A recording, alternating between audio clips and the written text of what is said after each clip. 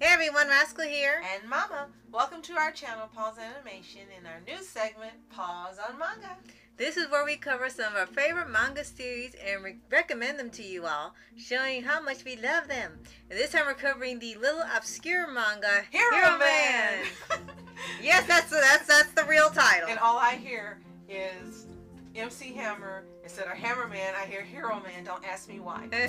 Now, this was the first manga created by Stan Lee himself, and it follows the adventures of new American hero Joey Jones and his robot pal, Hero Man. Yeah, very creative name there. Before we start, be sure to like, subscribe, and click notification buttons on future podcasts and Multipause videos. Absolutely. Thank you so much for joining us today, and I'm going to share our joy with you. We appreciate you so much. We were excited when I first found this information that there was a manga. We didn't know there was an anime at first, but we knew about the manga. I saw it and I said, Rascal, Stan Lee made a manga. We were like, oh my gosh. Found it on Amazon when you could still get books cheap before half-price books just destroyed everything. So I ended up getting the first volume of the manga for $1.89. Yes. So I'll read you the back cover quickly. Okay. Like most teens at Central City Middle School, Joey Jones is in desperate need of a hero.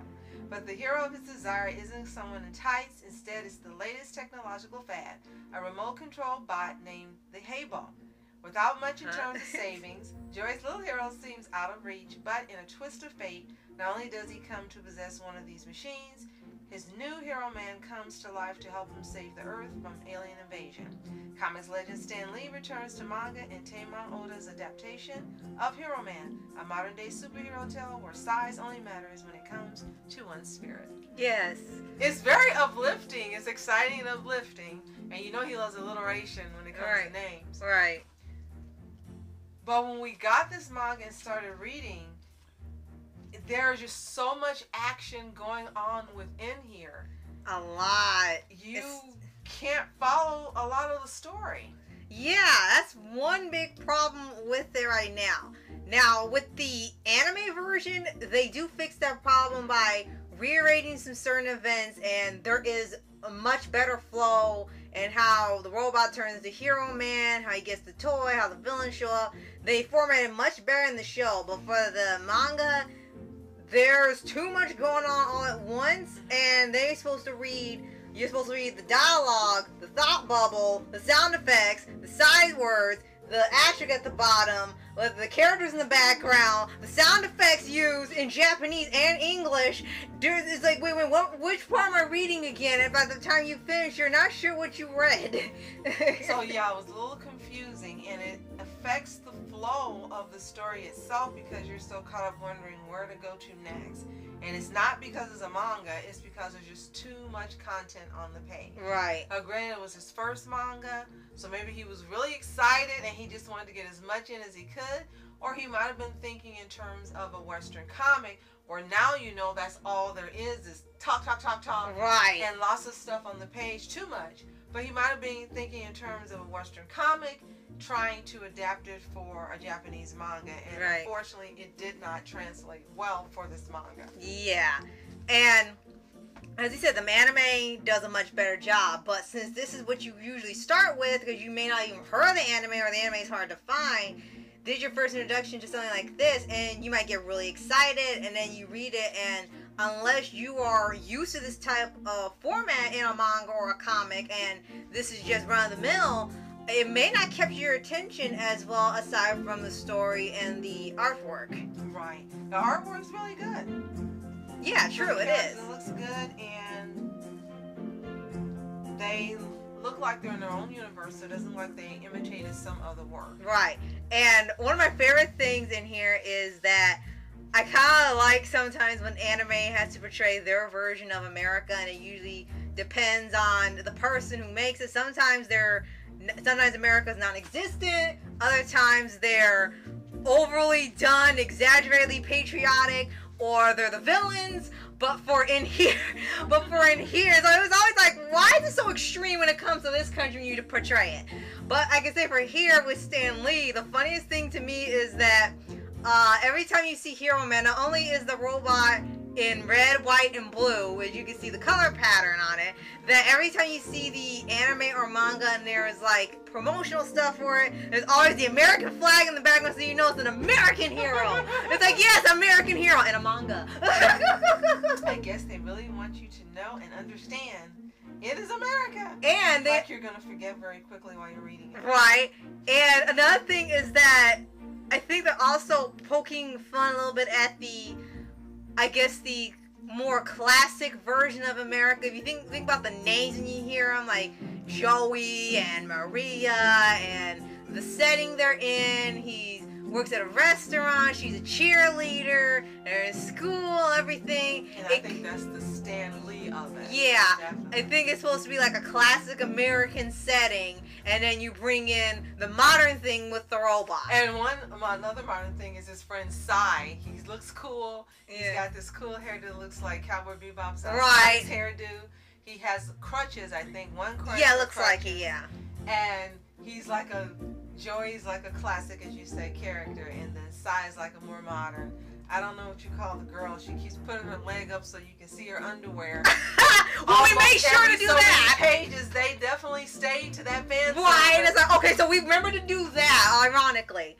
And I think another thing that kind of was odd in here is it looks like it's supposed to be a mecha anime. Sorta, yeah. But the mecha doesn't look mecha. It looks more like something that was American drawn and done, and then they just dropped it into the manga. Right. And that was a little disappointing because you would have thought they would have gone all in and make it look really great like a lot of the mecha Garen's look. Yeah. In the anime. It could have worked even much better because you've seen people try to draw everything in an anime style or a mecha style or something, and here it's like we'll just do it the safe way. Right. So the first volume was interesting, but as we said, it was difficult to read. The flow was affected by all the things on the page. When we did watch the anime, we watched a few episodes, and the anime is really good. The animation's good. It's bright. The music is engaging.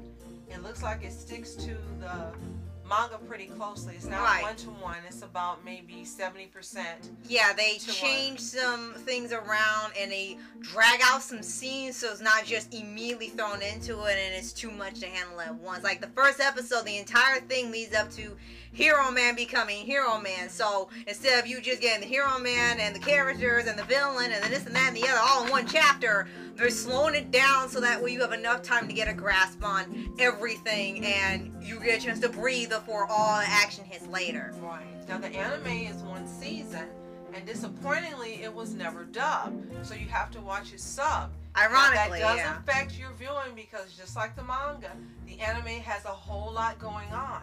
So you could possibly miss some of the action trying to read the sub.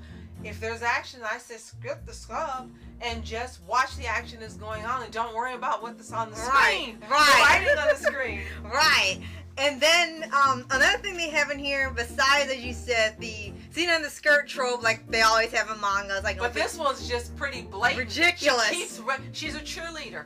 And even when she's not at school cheerleading, for some reason she always finds a reason to raise her freaking leg up, straight up, so you're seeing her underwear. Right. And it's like you don't even work it into the story. At least in traditional anime, they try to pretend like the person's got to bend over, right, or you're just getting a peek, or there's a flutter of the skirt or something. But here it was just flattened out, blatant. Hey, look at her panties, and it didn't detract from the story. It was like, why? Exactly. It had no bearing on the flow of the story and what was happening. And yes, in this case, the fan service does affect the manga because it disrupts your reading of what's going on for no good reason. Right. And the girl's name is Lena. I know I said a different name, but they all got American names in here, so you don't have to worry about it.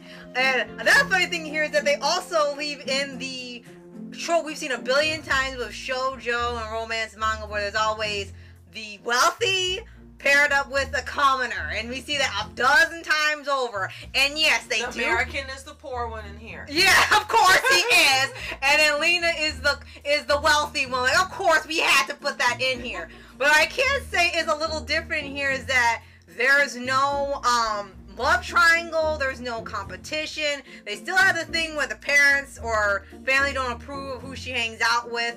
And that's about as far as it goes, but she really does like him. You're not sure why yet, because it's just because it's really focused on all the superhero everything, right? And abruptly she's introduced, and she ends up crushing on him. And like you said, you're like, they're supposed to be friends, supposed to be childhood friends and all that, but then we don't get any of that yet. You have to read a while before you get any info, if at all, if they give you enough. And then the other person family you see are the dad and the brother. And the brother to me is like way too clingy. I know they're trying to say he's the bully jock. brother. Yes. And they're trying to say, he's a bully, standard jock you see in a lot of American movies. But the way he acts in here is like, okay, you don't need to socialize with him and all that. Okay. But here's the problem with that. The way he is so vehement with Joey, you would have thought that, I kind of thought that was her boyfriend at first. And then they said brother, big brother. And it was like, did someone get mixed up? This doesn't seem like a brother. It seems like he's some jealous ex or something.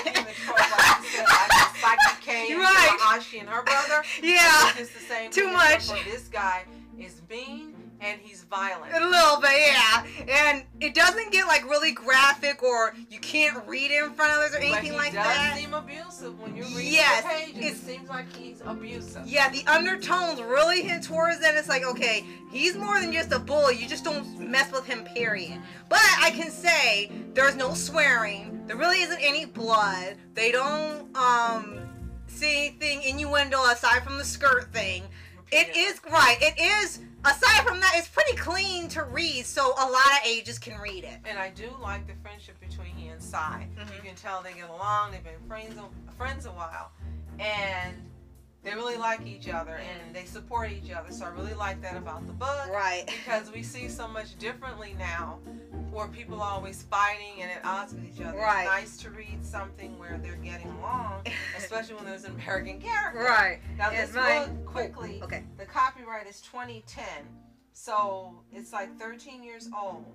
And it wasn't translated until 2012, actually. Right. So original Japanese is 2010, translated in 2012. Right. And the writer, as we mentioned, is Taman Ota. And it's created by, it's a collaboration between Stan Lee, Bones, and Taman Ota. And in case you're wondering, yes, Stan Lee makes a cameo even in the mangas, not just the Marvel movies. And if I'm not mistaken, Taman Ota worked on Afro Man. Afro Samurai? Afro Samurai. Yes. Sorry, Afro Man. I know there's Afro something called Man. Afro Man. But Afro Samurai, I think he worked on there as well. Yes. So he has some experience doing anime and manga. You're right. So would we recommend you read it? If you just want to read something by Stan Lee, because you're huge Stan Lee fans still, and you just want to see all of his work, yes, get Hero Man. It's going to be difficult because, again, Half Price Books has made it ridiculous to get anything that you want. I wish I had gotten more than just the first volume, but I wasn't sure we were going to like it, so I didn't want to invest. Big mistake, because now it's probably going to be $20 or $30 per volume. Yeah. But see if you can find it at your local store or a used public library sale or something like that. Do you recommend you watch the anime? Absolutely. If you don't mind watching sub, it is definitely superior to the manga. Yeah. It's really enjoyable. It's fun. It's great to look at, and the music's really good also. Yes, absolutely. So if you have read Hero Man back when it was originally released, let us know in the comments below. We really want to know, have you finished it? What did you think of the finished product? And do you think it was a reasonable price? Because on the back of this book I paid $1.89, which is fantastic. That means I got it for maybe about 20% of the cost. For some reason, maybe because it's Stan Lee, this volume US was $10.95, higher than the regular manga. You're right. And if you haven't already, subscribe for updates from these videos, your favorite anime series, anime shows, and all things animation. Absolutely. Quickly, you can find the anime still on Crunchyroll. Yes. The entire one season and only season that's available. And if you give it a watch, come back and let us know what you think. We really want to hear, what do you think of Stan Lee having ventured into the anime and manga genres. Right. And thank you so much for watching. We really appreciate you. If we're not subscribed to you, let us know in the comments below. We'll check out your channel and support you as well. Yes. So thank you so much for watching Rascal Entertainment. And Mom Entertainment. Have a fantastic day. Peace.